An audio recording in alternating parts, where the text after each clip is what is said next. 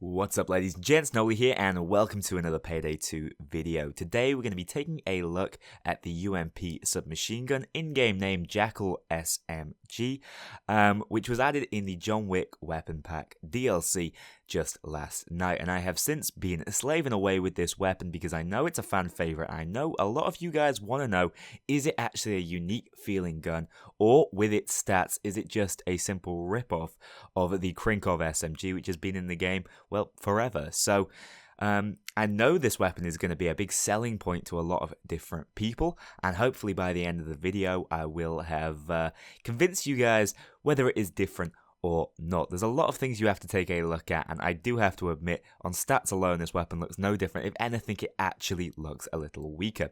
Anyway, the gameplay you're going to be seeing later on is played utilizing this build. It's sort of a one-down build, which I have edited a little bit. It uses the Anarchist perk deck, one of my favorites, as you guys know. Some of the most standard skills that I'm not even going to really go into. Just show you the ones that are sort of unique for this SMG style build. I'm also using the Valkyria assault rifle because it's fun, and the difficulty we play on is Mayhem, which I believe is the best new testing difficulty for these builds. So we have fully loaded extra lead, Bulletstorm, and Scavenger because, like a lot of the higher damage, low total ammo capacity SMGs, this weapon runs out of ammo really quickly, but it does pack a punch for that, and though it doesn't have the fastest fire rate, it still struggles with that issue. Moving on over, we have a couple of technician skills alongside the right side of Oppressor. Again, these can make your SMG just that little bit stronger, which is what we are looking for in this SMG focused build. Finally, standard ghost skills, and then Frenzy, to make that Anarchist work as we want it to, and that's the build. It's really not that complicated. It's just the sort of build I've been messing around with to try and make the Jackal as powerful as I can. And I think I'm at that point where the build is overall viable for playing, and the Jackal is getting its greatest power boost. I'm going to call it the UMP just because I'm so used to it. It's a gun that I've played around with in many different games, and as I said, I think Overkill are playing on the fact that people will recognize this weapon as a draw for the John Wick Weapon Pack. But without further ado, let's have a quick look at the modifications and the model of this weapon, because damn it is a beauty. Starting things off, we have the civilian barrel. Now, one of the first separators between the Krinkov and the Jackal is just how much more suited I feel the Jackal is for a concealment style build. If you don't want to go for something like the Mini Uzi, the fast firing, low damage rate weapon, in your concealment builds, I think the Jackal or the UMP is a perfect substitute for that. I don't think it can hit 30. I've not actually tried to customize it for concealment because, as you've seen, these sort of one-down builds tend to utilize the improved combined tactical vest, so you're not looking for those dodge high concealment builds. But this weapon does definitely fit the build because I have almost every single concealment lowering modification here, and I still have 16 overall, which isn't half bad. So we have the civilian barrel, the barrel exit is the competitor's compensator to try and max out that accuracy and stability, which, as you can see, we pretty much do. Stability hitting that 100 easily. The boost is in accuracy, just because it's harder to get stats in that. No customization over here for auto or single fire. The military laser module, not necessary, but I personally like to run this weapon with no sight on it at all because the iron sights are beautiful. The mag is extended mag, giving me 20 more rounds, meaning that there's really no need for reload skills, I should say, simply because this weapon has 65 shots in the mag. Its rate of fire is only 6.52, which, while good, is not that fast for a SMG, so you won't be running out of ammo that frequently and having to reload a lot, because the overall total ammo, even with my ammo style build, is 113. Yeah, I definitely don't feel you're going to have more than 1 or 2 reloads with this weapon before you have to refill that ammo, so we may as well just pile it into mag size. Again, no sight at all. You can use this sight to get some extra points in stability if you don't go for the gadget, or for some extra points in accuracy, which could be useful, but I don't necessarily feel I need it. I feel like I'd rather use that nostalgic iron sight, which is beautiful and gives really clear vision, and this weapon really excels at long range combat, and even with the iron sight, it's still a laser over range. The stock is the civilian stock. And finally, we have the Twinkle Grip, which is pretty awesome. It carries, as you can see at the front, a flashlight, a sort of LED combo. So if you don't want to run that gadget on the side, I mean, the weapon looks a bit decked out with it, I have to admit. You can easily run the Twinkle Grip and have that flashlight and laser module already on the underside of the gun, which I really do like, and getting some 3 points of stability as well caps us out at that 100. So the stats actually on paper look really very good. 65 shots in the mag is massive for an SMG, a great total ammo of 113 with the customizations we've got, decent rate of fire. The rate of fire is, if anything, a boon to this weapon.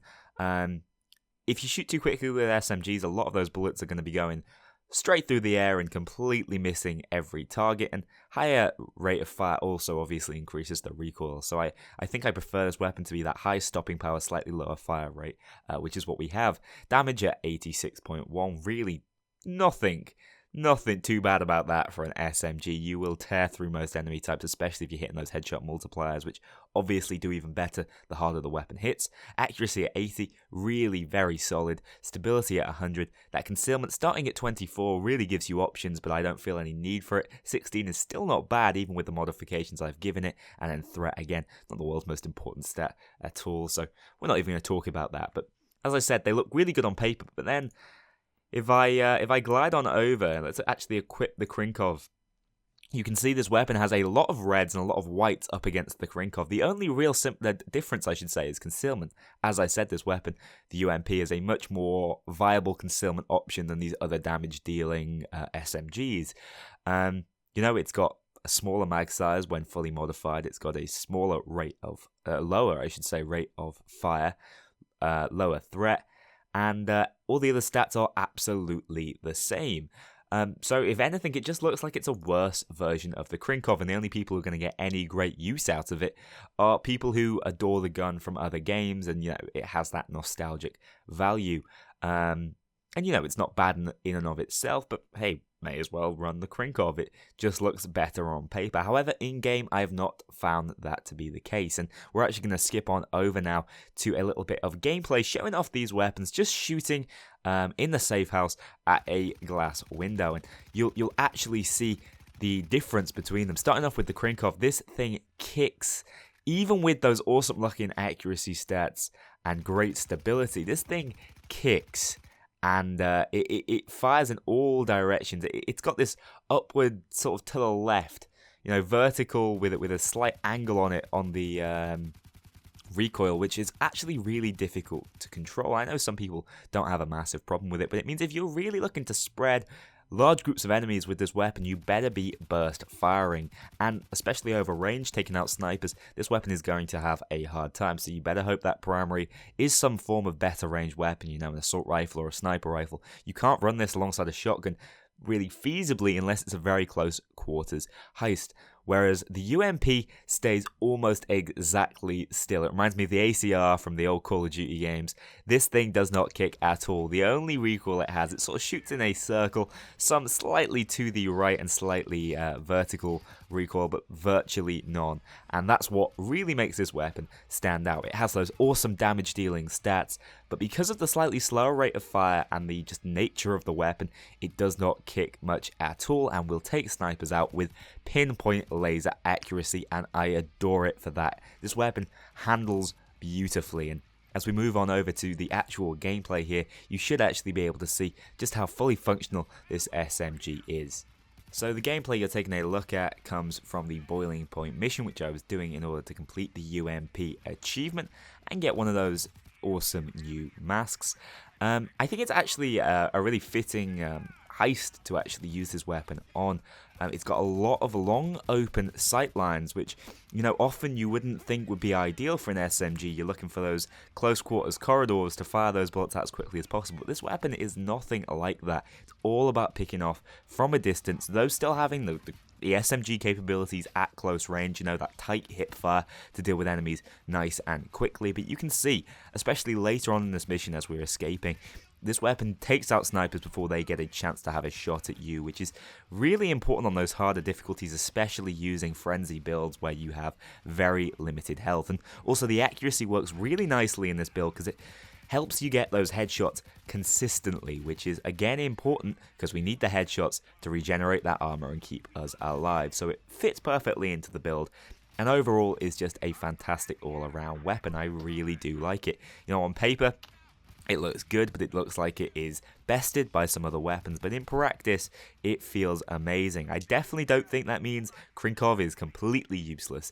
You know, the thing does kick, and we've known that for a long time, but it still is that damage-dealing weapon that's perfect for close-quarter situations. You know, you imagine heist with corridors, the Krinkov is still probably the better option, just because of that faster rate of fire and damage, and those slightly bigger mags allowing you just to take out a couple more enemies before having to reload.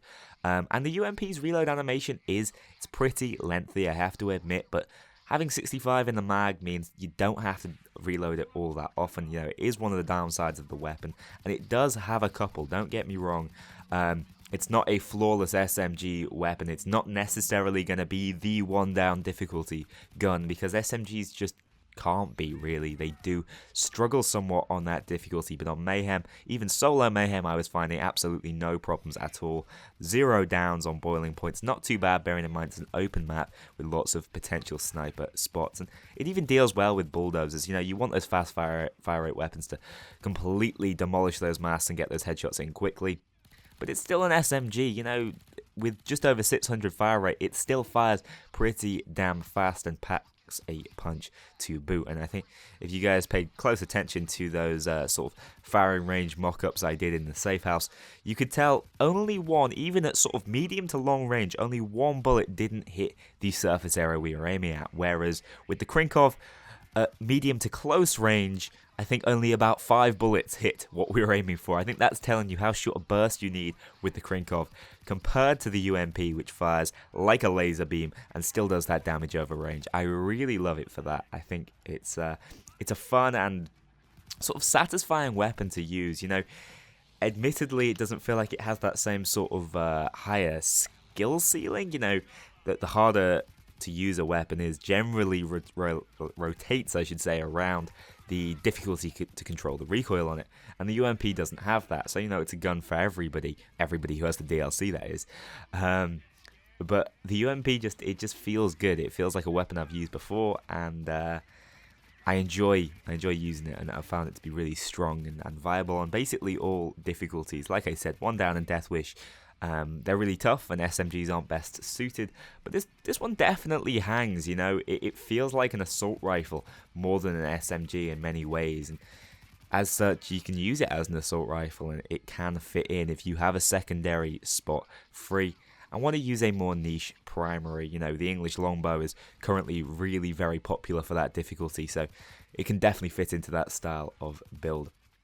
Sadly, it doesn't come with a massive amount of utility, which is hardly a surprise from SMGs. Really, they're just about taking out enemies quickly at close quarters. This one more at long range, but it's a load of fun to mess around with. And I do think if this was the selling point to the DLC, for the DLC to you, when you were slightly disappointed with the stats it got and the similarities and apparent weaknesses compared to the Krinkov, do not be put off from purchasing the DLC if this was a weapon you really wanted to try out, because it is pretty damn good. You know, stats aren't everything in Payday. The weapons have begun to, as I said in my most recent video, wash out a little bit. They are starting to feel similar, and I think that's one of the reasons I was really excited to get a couple of new weapons to play around with in the John Wick DLC pack. And this one does feel fresh, and it brings in some new options for the SMG class with that steady rate of fire, high damage, and long range capacity. Love the weapon. Hope you guys enjoy the rest of the gameplay.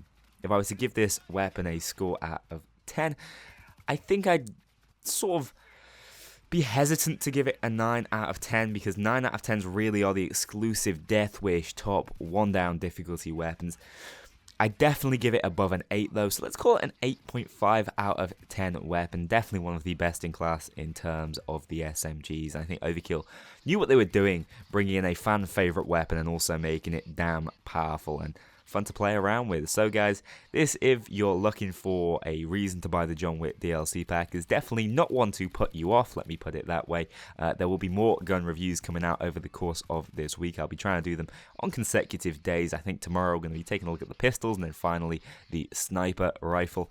And Then we're going to do an overall DLC review, and we'll see whether it's worth the current cost or maybe whether you're better waiting for the inevitable sale. Thanks a lot for watching this video, guys, and I will see you tomorrow.